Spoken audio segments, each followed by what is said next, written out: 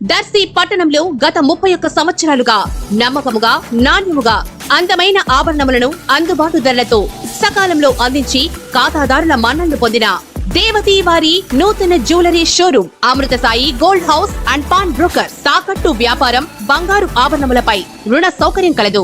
ప్రభుత్వ అనుమతితో నడుచుచున్న సంస్థ. ట్రెడిషనల్ నుండి పార్టీ వేర్ వరకు లేటెస్ట్ డిజైన్స్ బంగారు ఆభరణాలు లభించును. నెలవారీ చెల్లింపులతో బంగారు ఆభరణములు కొనుగోలు చేసి 14 నెలల గోల్డ్ పొదుపు స్కీమ్ లో చేరండి. 1 నెల చెల్లింపుని బోనస్ గా పొందండి. ఇట్లు మీ Devathi Ramarao, Devathi Eshwar Sai, Amrutha Sai gold house and pawn brokers, గడియార స్తంభం వద్ద, కురిచేడు రోడ్, దర్శి.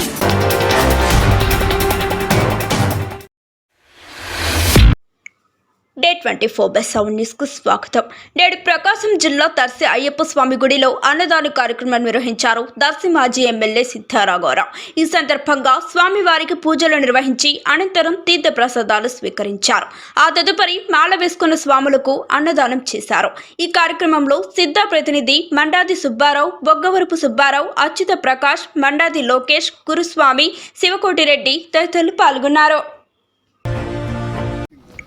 ప్రకాశం జిల్లా దర్శిలో బూచేపల్లి వెంకయ్యమ్మ సుబ్బారెడ్డి చారిటబుల్ ట్రస్ట్ ఆధ్వర్యంలో ఒంగోలు జాతి ఎడ్ల పందాలు నిర్వహించనున్నారు. ఈ సందర్భంగా ఎడ్ల పందాలకు సంబంధించిన వాల్ పోస్టర్ను విడుదల చేశారు డాక్టర్ బూచేపల్లి శివప్రసాద్ రెడ్డి. కొత్త కేటగిరీ విజేతలకు మొదటి బహుమతిగా ₹1,00,000, సీనియర్ సైజ్ వారికి మొదటి బహుమతిగా ₹2,00,000 అందజేయనున్నారు. ఈ కార్యక్రమం జనవరి 10, 11వ తేదీలలో జరగనుంది.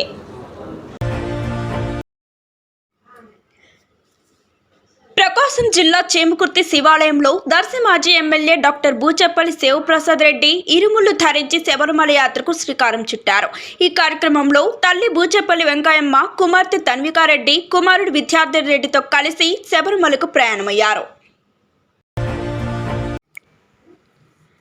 ప్రకాశం జిల్లా దర్శి మండలంలో పలుచోట్ల వికసిత భారత్ సంకల్ప యాత్ర నిర్వహించారు బీజేపీ పార్టీ శ్రేణులు.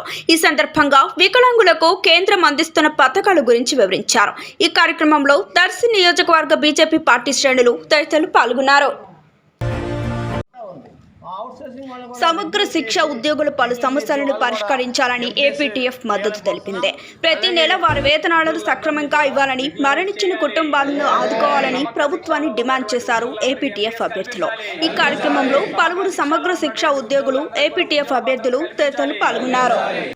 ఇలాంటి మరిన్ని అప్డేట్స్ కోసం డే 24/7 న్యూస్ ఛానల్ని సబ్స్క్రైబ్ చేసుకోండి.